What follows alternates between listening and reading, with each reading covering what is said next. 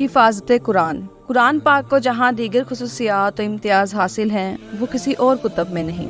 ان میں سے ایک خصوصیت اور امتیاز یہ بھی ہے کہ اللہ تعالیٰ نے اس کی حفاظت کا ذمہ خود لیا۔ 1400 صدیوں سے زائد کا وقت گزر جانے کے باوجود قرآن مجید اپنی اصل شکل میں اسی آب و تاب کے ساتھ موجود ہے۔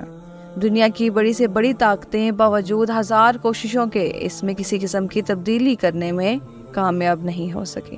تاریخ کتب میں حفاظت قرآن کے بڑے بڑے واقعات ملتے ہیں۔ ان مختلف واقعات میں سے ایک واقعہ مامون رشید کے دور کا ہے۔ یہ واقعہ امام قرطبہ نے اپنی تفسیر الجامع الاحکام القرآن میں سند کے ساتھ ذکر فرمایا۔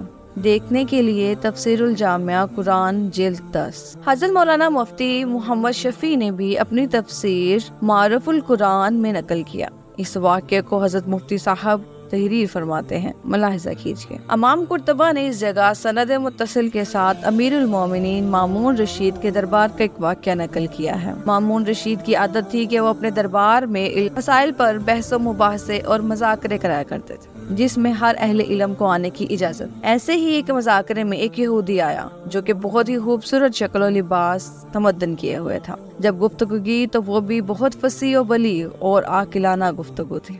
جب مجلس ختم ہوئی تو مامون رشید نے اسے بلا کر پوچھا کہ تم اسرائیلی ہو؟ اس شخص نے اقرار کیا۔ مامون رشید نے امتحان لینے کے لیے کہا کہ اگر تم مسلمان ہو جاؤ تو تمہارے ساتھ بہت اچھا سلوک کریں گے۔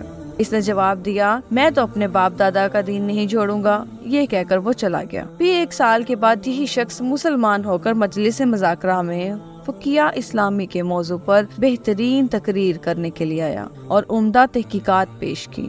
مجلس ختم ہونے کے بعد مامون رشید نے پوچھا، کیا تم وہی شخص ہو جو گزشتہ سال آئے تھے؟ جواب دیا، جی ہاں، میں وہی ہوں۔ مامون رشید نے پوچھا کہ اس وقت تم نے اسلام قبول کرنے سے انکار کر دیا تھا، پھر اب مسلمان ہونے کا کیا سبب ہے؟ شخص نے کہا، جب میں یہاں گیا تو میں نے موجودہ تمام مذاہب کی تحقیق کرنے کا ارادہ کیا۔ میں ایک خطاط اور خوشنویس آدمی ہوں اور میں کتابیں لکھ کر فروخت کرتا ہوں، تو اس سے مجھے بہت اچھی قیمت مل جاتی ہے۔ میں نے امتحان لینے کے لیے تورات کے 3 نسخے لکھے، جس میں بہت جگہ اپنی طرف سے کمی بیشی کی، اور میں یہ نسخے لے کر کینیا میں پہنچا۔ یہودیوں نے بڑی رغبت سے ان نسخوں کو خرید لیا، اور اسی طرح پھر میں نے انجیل کے 3 نسخے کمی بیشی کے ساتھ کتابت کی اور اس کو فروخت کیا، تو اس کو بھی انصاری عبادت گاہ میں لے گیا۔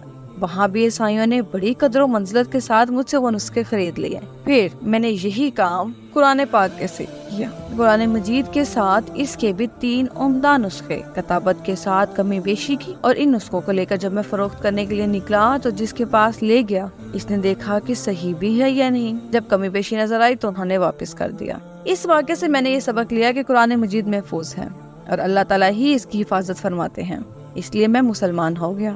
قاضی یحییٰ بن اقسم اس واقعے کے راوی ہیں، کہتے ہیں کہ اتفاقاً اسی سال مجھے حج کرنے کا موقع ملا۔ وہاں سفیان بن اینیا سے ملاقات ہوئی تو یہ قصہ ان کو سنایا۔ انہوں نے فرمایا، بے شک ایسا ہی ہونا چاہیے تھا، کیونکہ اس کی تصدیق قرآن میں موجود ہے۔ یحییٰ بن اقسم نے پوچھا کہ قرآن کی کون سی آیت میں ہے؟ تو فرمایا کہ قرآن نے جہاں تورات اور انجیل کا ذکر کیا اس میں فرمایا، بما استحفظ من کتاب اللہ، یعنی یہود و انصار کو اللہ نے تورات اور انجیل کی حفاظت کی ذمہ داری سونپی ہے۔ یہی وجہ ہے کہ جب یہود اور انصاری نے حفاظت کا فرضیہ ادا نہ کیا تو یہ کتابیں مسخ و مخرف ہو کر ضائع ہو گئیں، بخلاف قرآن مجید کے۔ اس کے متعلق اللہ نے فرمایا، وَإِنَّ لَهُ لَحَافِظُونَ، یعنی ہم اس کے محافظ ہیں۔ اسی وجہ سے اس کی حفاظت خدا تعالیٰ نے خود فرمائی، اور دشمنوں کی 1000 کوششوں کے باوجود بھی اس کے ایک لفظ میں فرق نہ آ سکا۔ لہٰذا یہ واقعہ نقل کرنے کے بعد مفتی صاحب رحمۃ اللہ علیہ فرماتے ہیں کہ آج عہد رسالت کو بھی تقریباً 1400 سال سے زائد کا عرصہ گزر چکا ہے۔ تمام دینی اور اسلامی امور میں مسلمانوں کی کوتاہی اور غفلت کے باوجود قرآن کے حفظ کرنے کا سلسلہ تمام دنیا کے مشرق مغرب ممالک میں اسی طرح سے قائم ہے۔ ہر زمانے میں لاکھوں نہیں بلکہ کروڑوں مسلمانوں کے بچے، جوان، بوڑھے، लड़के लड़कियां मौजूद हैं जिनके सीनों में पूरा कुरान महफूज है। किसी बड़े से बड़े आलम की भी मजाल नहीं कि एक हरफ गलत पढ़ दे। इसी वक्त बड़े और बच्चे इसकी गलती पकड़ लेंगे। उम्मीद करती हूँ आज की वीडियो आपको पसंद आई होगी। इसी तरह की मज़ीद इस्लामी मालूमात हासिल करने के लिए हमारे चैनल को लाइक, शेयर और सब्सक्राइब करना मत भूलिएगा। नीचे दिए गए बेल आइकन को क्लिक करें ताकि हमारे आने वाली हर नई वीडियो का नोटिफिकेशन आपकी स्क्रीन पर हासिल हो सके।